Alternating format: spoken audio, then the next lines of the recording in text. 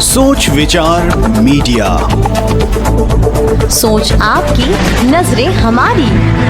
बात है स्वाभिमान की, बात है आम इंसान की, बात है असहनीय अपमान की, क्योंकि अब बात है अपनों के सम्मान की। हम है सोच विचार मीडिया, सोच आपकी, नजरें हमारी। वसुदेव सुतम कंस चाणूर मर्दनम देवकी परमानंदम कृष्णम वंदे जगत गुरुम। नमस्कार, जय जोहार। आप देख रहे हैं सोच विचार मीडिया में, मैं ममता सोनी। आप सभी जानते हैं कि आज जन्माष्टमी का महापर्व बड़े हर्षोल्लास से पूरे भारत में मनाया जा रहा है। पर जन्माष्टमी मनाने के पीछे की कहानी, आनंद कंद भगवान श्री कृष्ण के प्रागट्य के पीछे का राज जानने पहुंची सोच विचार मीडिया रायपुर के पुरानी बस्ती स्थित राधा कृष्ण गोपाल मंदिर। वहां के मुख्य महाराज भगवताचार्य श्री गोपाल शरण देवाचार्य से जाना सुनी कुछ ऐसी लीला जो शायद ही आपने सुनी होगी। चलिए आपको सुनाते हैं सिर्फ सोच विचार मीडिया में। बाल कृष्ण भगवान की जय। बोलो श्री कृष्ण जन्माष्टमी महोत्सव की जय। श्री राधा कृष्ण गोपाल मंदिर, जो कि पुरानी बस्ती रायपुर छत्तीसगढ़ में स्थित है,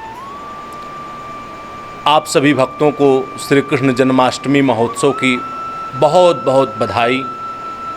भगवान श्री कृष्ण आप सभी भक्तों के समस्त मनोरथ को पूर्ण करें। बहुत ही महत्वपूर्ण पर्व है ये हमारी सनातन संस्कृति का, जो कि आचार्यों के द्वारा सदियों से मनाया जा रहा है। भगवान श्री कृष्ण भक्तों की रक्षा करने के लिए विविध प्रकार से स्वरूप धारण करते हैं।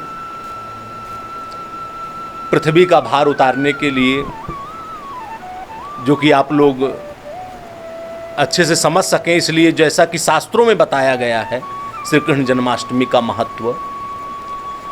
पृथ्वी देवी दैत्यों के भार से पीड़ित हुई, सभी देवताओं की शरण में गई, लेकिन किसी ने भी पूर्ण आश्वासन नहीं दिया कि हम पृथ्वी का भार उतार देंगे।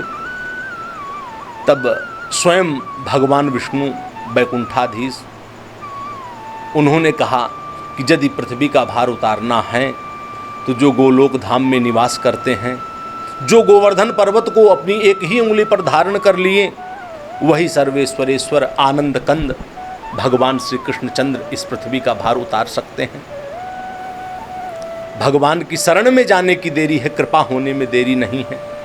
समस्त देवता पृथ्वी देवी को साथ में लेकर के गोलोक धाम में गए और भगवान श्री कृष्ण की भूरी भूरी स्तुति की। जयतु जयतु देवो देवकी नंदनोयम, जयतु जयतु कृष्णा वृष्णिवंशः प्रदीपः, जयतु जयतु मेघा श्यामलः कोमलांगम, जयतु जयतु पृथ्वी भार नाशो मुकुंदा। हे मुकुंद, हे गोविंद, आपके अतिरिक्त इस पृथ्वी का भार उतारने वाला और कोई दूसरा नहीं है। आप कृपा करें और सुंदर स्वरूप धारण करके प्रकट हो जाएं। भगवान बालकृष्ण सुंदर स्वरूप धारण करके आज ही के दिन मथुरा में कंस के कारागार में प्रकट हुए थे।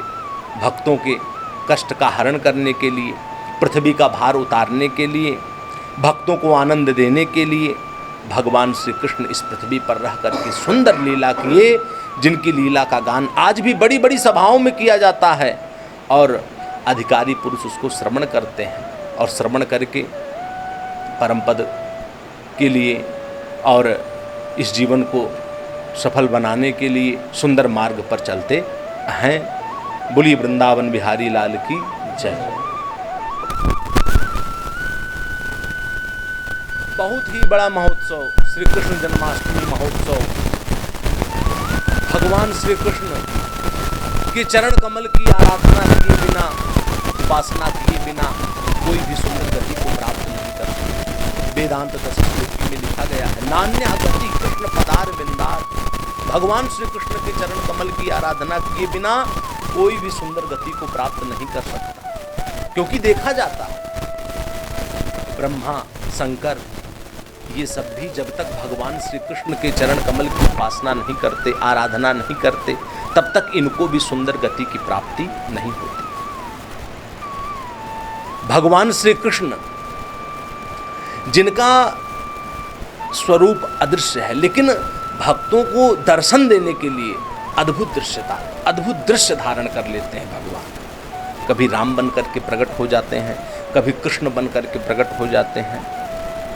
तो भगवान श्री कृष्ण भक्तों को आनंद देने के लिए विविध प्रकार का स्वरूप धारण कर लेते हैं। जो भगवान के भक्त होते हैं उस स्वरूप को अपने हृदय में धारण कर भगवान का नाम जप करके, उस स्वरूप का ध्यान करके अपना कल्याण कर लेते हैं। उदाहरण के लिए भागवत में आया, जब महाभागा गोपिकाओं के मनोरथ को पूर्ण करने के लिए श्री कृष्ण एक थे, लेकिन जितनी गोपियां उतने स्वरूप धारण कर लिए महारास लीला में। तो ये श्री कृष्ण की अत्यंत दिव्य लीला है जो ब्रज की बड़भागनी गोपिकाओं के साथ उन्होंने किया। जितनी गोपिकाएं उतने कृष्ण। अंगना मंगना मंतरे माधवा, माधवम माधवम चांतरे नांगना। तो वो कृष्ण कहीं नहीं गए हैं, वो कृष्ण यही हैं। और आज भी जब भक्त उनका स्मरण करता है, ध्यान करता है, तो उस भक्त को वो अवश्य दर्शन देते हैं।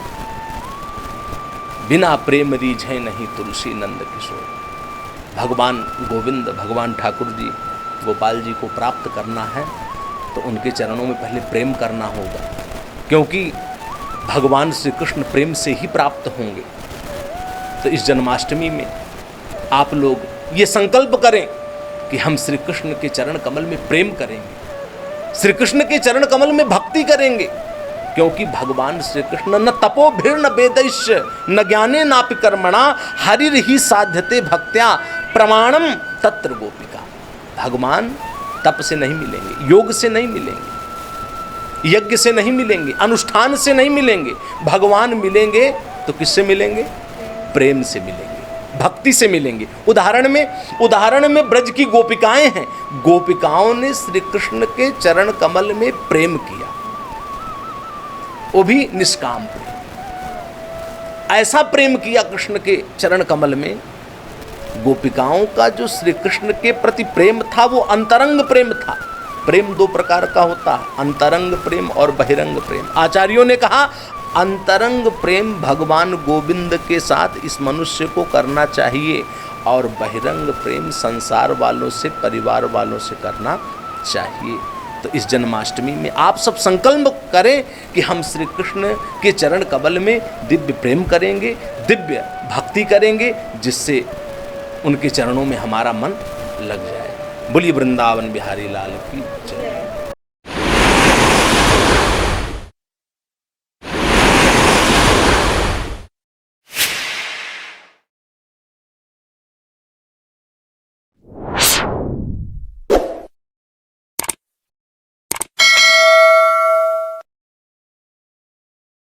बात है स्वाभिमान की, बात है आम इंसान की, बात है असहनीय अपमान की, क्योंकि अब बात है अपनों के सम्मान की। हम है सोच विचार मीडिया, सोच आपकी, नजरें हमारी।